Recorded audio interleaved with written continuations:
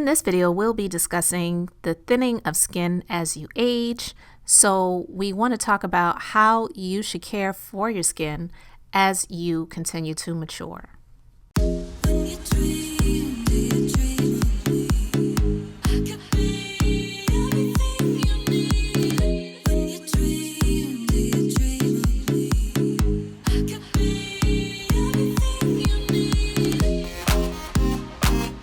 Hello everyone, it's Elizabeth, the Minister of Beauty, and I share the Bible that is business, inspiration, beauty, life, and enjoyment. I am a beauty business owner and operator. I am also a licensed esthetician, and I'm a skincare line creator. So if you find out more about me and about my skincare products, you can go to the links in the description box below.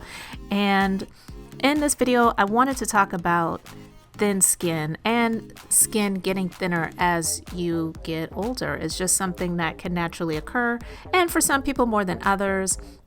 Honestly, melanin in the skin does play a factor and a role. So the more melanin that someone has in their skin, it's possible that it could actually help to reduce skin thinning, but there are areas where you have thinner skin than in other areas. So it's just something that everyone should be aware of.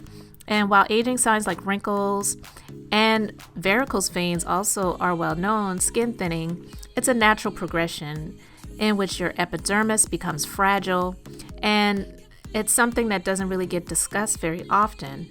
So while thin skin conditioning happens naturally with time, and honestly, particularly for people of lighter skin, like I was just mentioning with regards to the more melanin someone has in their skin, the less effects that they may experience of it.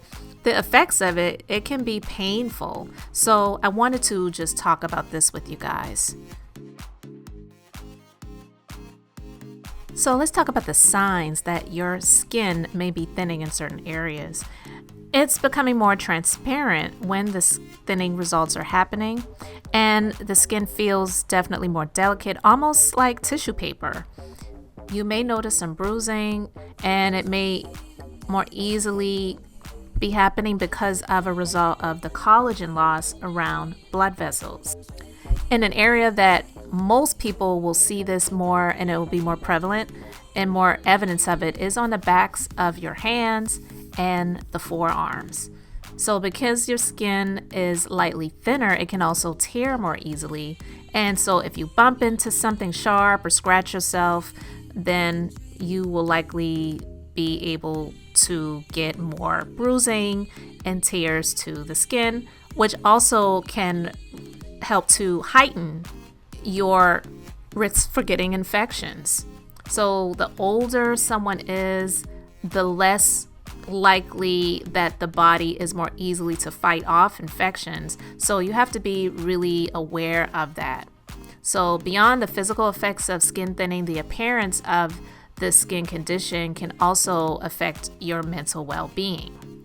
And that usually comes into play with not wanting to be seen or looked at, or maybe even wear certain types of clothing because of the way the skin may look, especially if it gets a different color appearance because of some bruising due to the fact that the skin is much thinner in those areas. So let's get into the common causes of the reasons the skin may become thinner.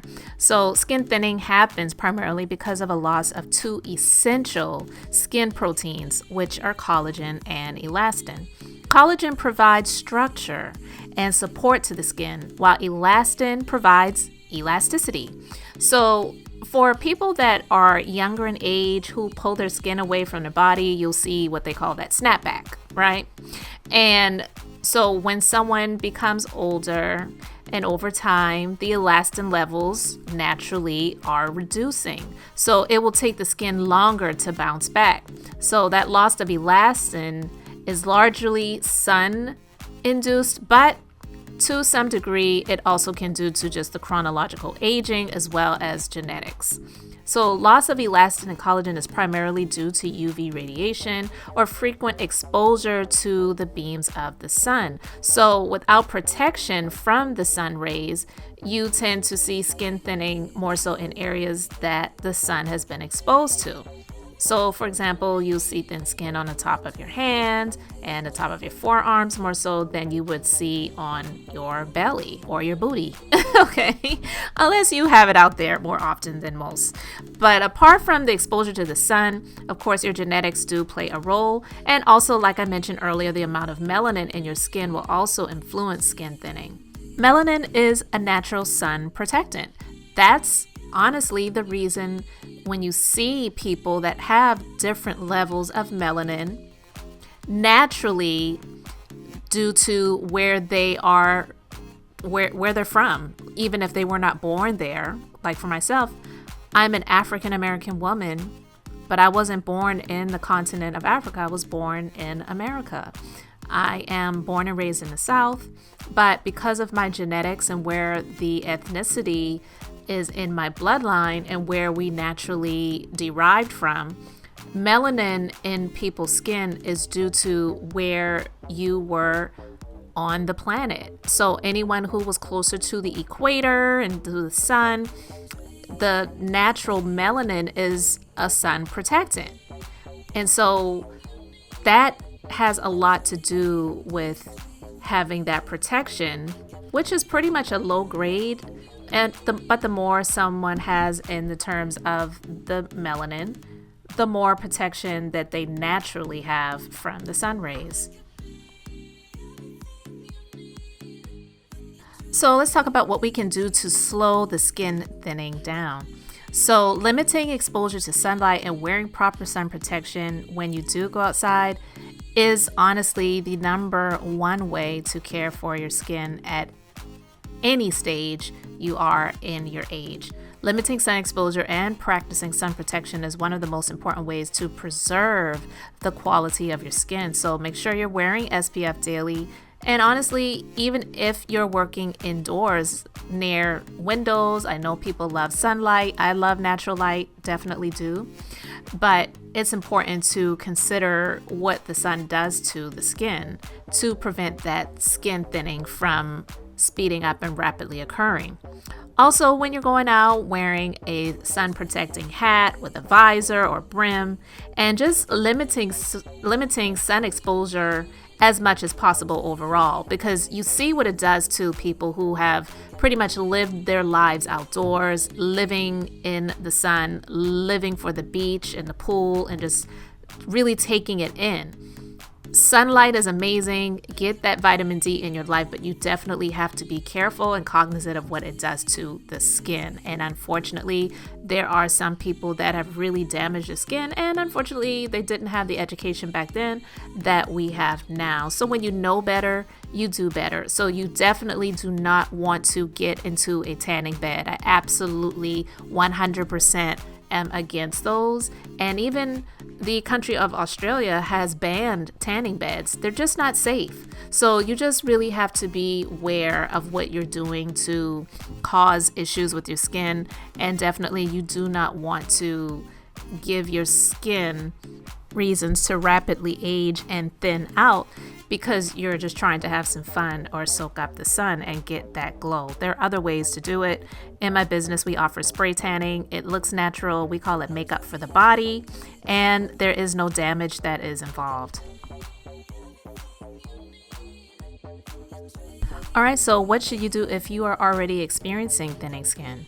Well, it's just important to note that sunscreen is still something that you want to do, and wearing hats and limiting your exposure to sunlight to prevent your skin from becoming even more delicate, because just because something is already there doesn't mean that you shouldn't do anything to prevent it from getting worse. And just be mindful also of how you're dressing, because your risk of getting tears in your skin, it's more likely if you're wearing short sleeve shirts and shorts. So if you wear items that cover your skin, you're going to get that extra layer of protection so that if you run into a sharp corner or a table or something like that, it's not going to tear your skin or possibly a chunk out of your skin. You also should just consider keeping your nails short, which is what I do all of the time. I honestly don't even want to see any white of my nails when they're growing out. I'm getting my nail clipper and I'm clipping those nails. It just helps to prevent you from scratching yourself or catching anything on your skin. And from a skincare standpoint, you want to use things that are going to help strengthen your skin barrier. So using retinol-based creams helps stimulate the production of collagen and hyaluronic acid, preserving the breakdown of viral skin structures and boosts circulation.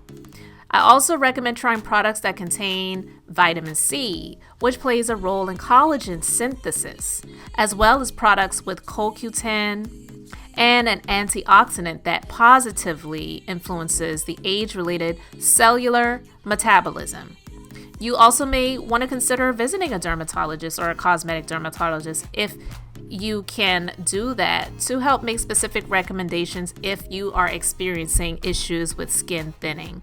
Skin is naturally thinner on the face, around the eyes, so the eyelids and underneath the eyes are thinner areas of the skin, as well as the lips. Even the sides of your nose, so pretty much the nasolabial folds. So you want to be aware and make sure that you are taking care of those areas. You know that the nasolabial fold lines is areas where a lot of people do get fillers, as well as the area underneath the eyes is an area where people tend to deal with dark circles and lines and wrinkles and, of course, crow's feet around the corners of the eyes. And that's because the skin around the eyes is a thinner area. So making sure you're using products that are going to be treating those areas is definitely essential. And in the Inez Elizabeth Beauty skincare line, we have a number of great products that are made for these areas. I use them all of the time, and I definitely can attest to the fact that they actually really do work wonders and work really well. But depending on the extent of the thinning of your skin, a dermatologist or a cosmetic plastic surgeon, they may recommend fillers that have what is called biostimulative effects, and they help to stimulate collagen production in targeted areas such as the chest, if you've ever seen people with those chest wrinkles, the neck, and also the arms. So those are my tips on how to treat thinning skin, guys. I hope you really learned something from these tips. It's not something that's really spoken about a great deal, but there is a solution to every problem is what I feel. And then there are some issues that you do not want to become an issue for you. So if this is something that you can help to prevent by treating and taking care of these areas before it would get to that extent, that's what I always would recommend. Prevention and doing things that are going to help to assist to prevent those issues from happening is much better and much more ideal than having to try to reverse the issues that you're dealing with. So thank you so much for liking, commenting, and subscribing. This is Elizabeth, the Minister of Beauty, and I share the Bible. That's business, inspiration, beauty, life, and enjoyment. So you can check out my other websites. You can go to the links in the description box. And until the next time, I hope you all have an amazingly blessed and beautiful day.